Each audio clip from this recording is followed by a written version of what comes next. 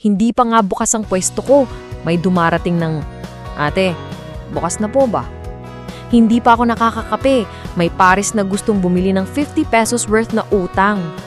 "Girl, wala pa nga akong panukli. May pa-credit ka na agad?" "Ate, wala ka bang mas mura?" Halos wala nang ang tubo yan. Gusto mo pa akong isama sa grocery mo?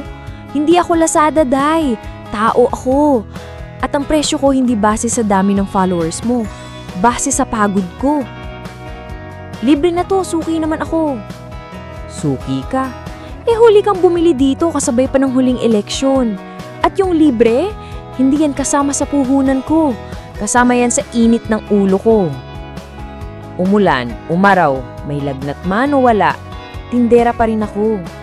Walang day off, walang 13th month, pero may sermon mula sa customer kapag kulang ng isang piraso ng kalamansi.